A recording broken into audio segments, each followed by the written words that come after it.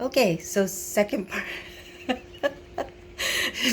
part of chapter 5, groups. Um, the other one posted, so I'm actually very proud of that.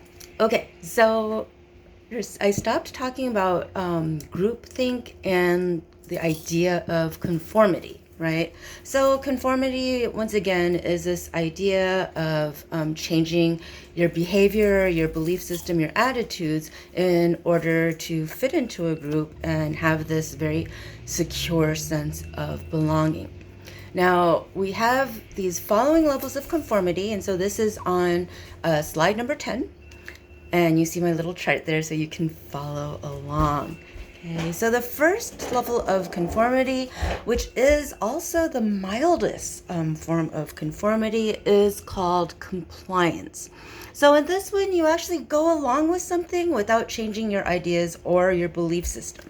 So what happens in this case is generally when this happens, you have outside pressure, let's say a power inequality, to kind of fulfill this one. So I always give this example because a lot of you work retail and quite a few have actually experienced this. So you're at work, you get a little, message on your headset and the manager tells you, there's some really suspicious looking people on aisle 7. I want you to go over to aisle 7 and stay there while they're still there and then just follow them around the store. So you're listening to your boss, you go over to aisle 7 and realize the only thing suspicious about them is that they're black. Now, in this case, what you realize quickly is that's discrimination. You don't want to follow them around. It makes you uncomfortable. The whole idea just doesn't strike you as right. Yeah, go ahead. You keep interrupting my videos.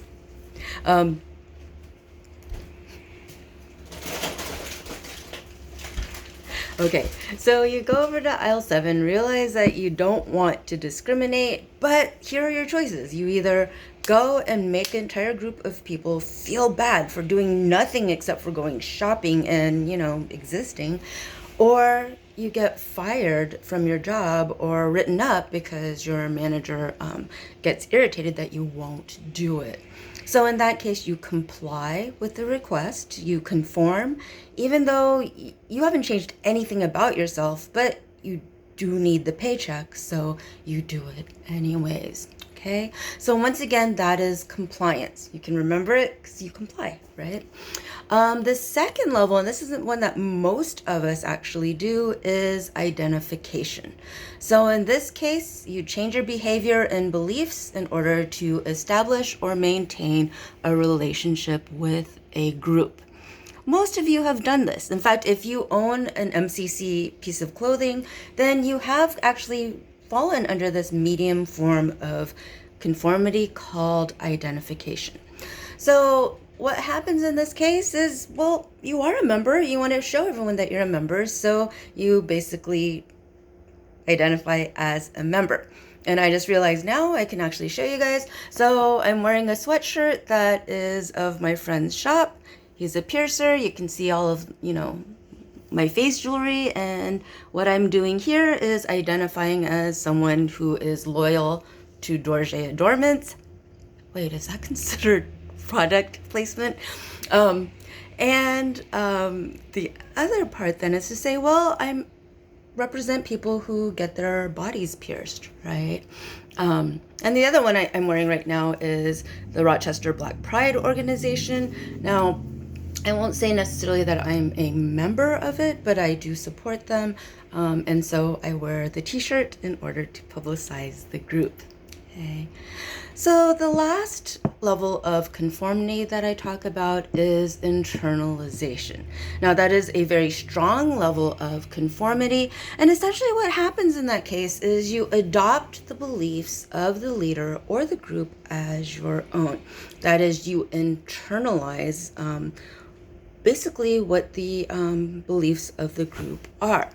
Now, I've mentioned before this idea of intersectional feminism, and you can say that I've internalized all of those beliefs simply because I believe that all people deserve to be treated equally. I believe everyone should have equal access to rights and resources. We talked about this quite a bit when I talked about conflict theory and feminist theory. Okay, so those are the levels of conformity, and that once again is slide 10.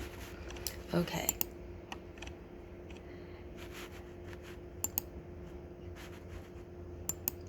Oh, yikes. Hold on.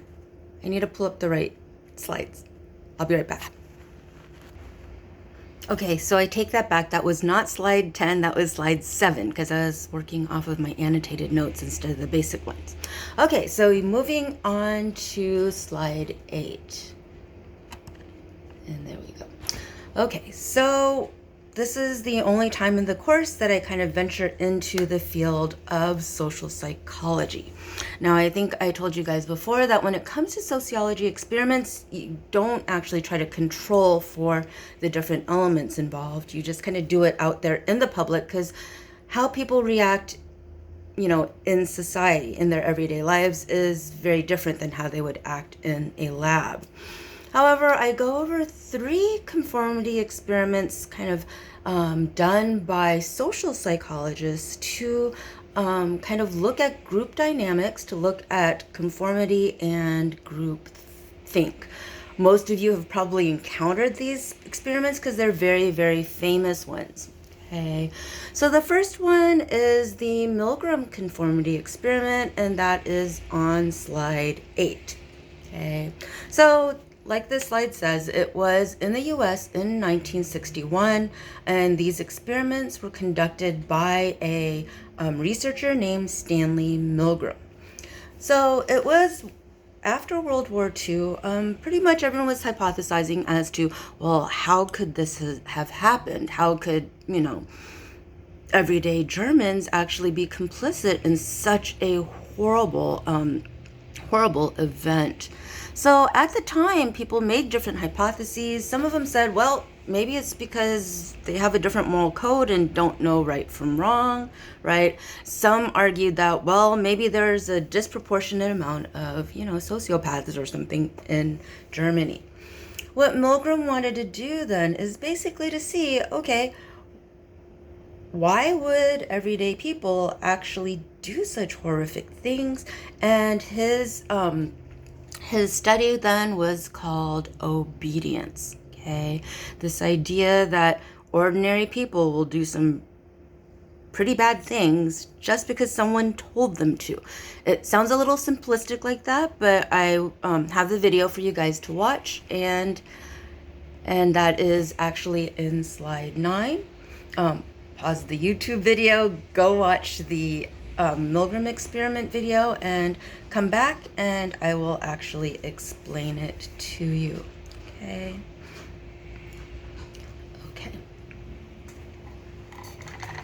So, like the video said, Milgram recruited everyday people, and it was back in the 60s, so everyone was white and everyone was male, right? Because in the 60s, that's all people, you know, people thought those were the people who mattered. But what they were asked to do then is when they got to the experiment, you were either assigned the role of teacher or learner. Now, they thought it was random. They thought, okay, I could actually pull teacher out of here, I could pull learner out of here, but everyone was assigned the role of teacher.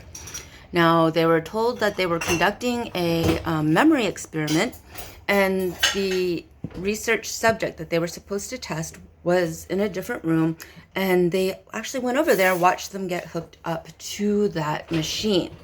You guys saw the video. It was, well, it probably looked really old-fashioned to you guys, but it had all the switches separated by 15 volts each, went from 15 volts all the way to 400 volts.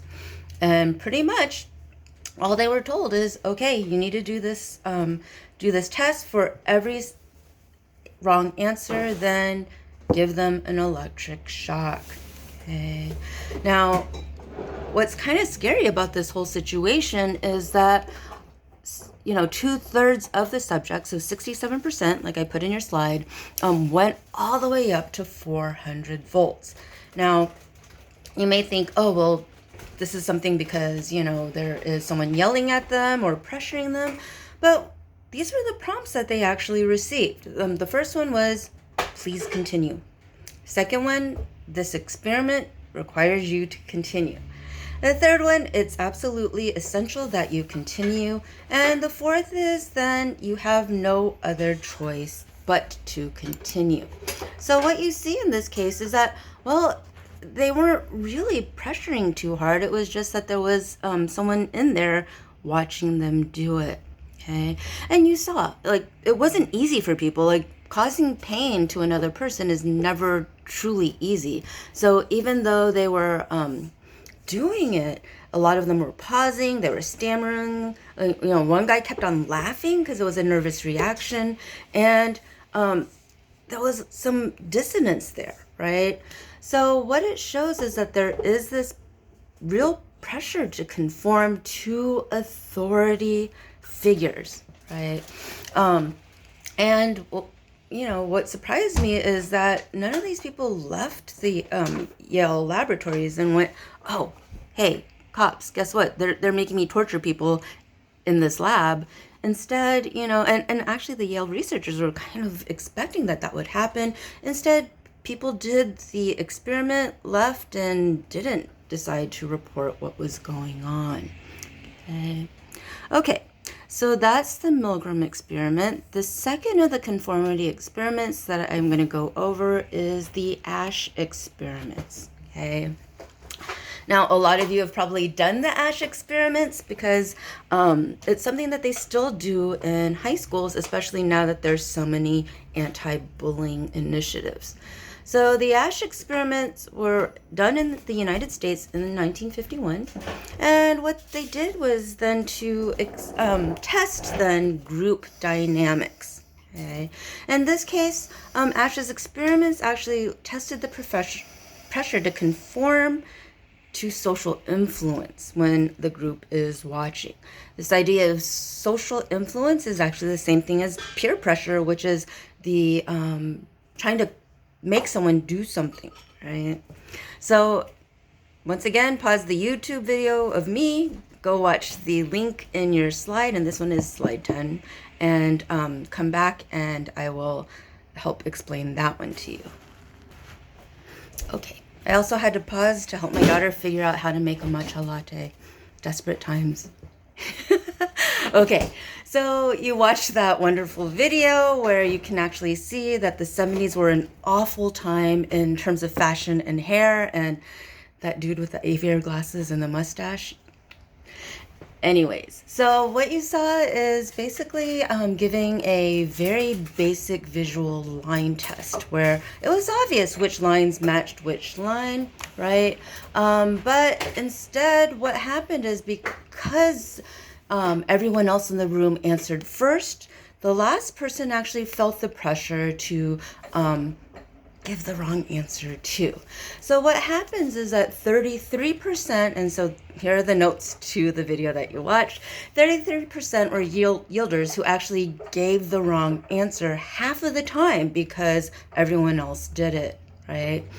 40% were yielders who actually gave the wrong answer at least once.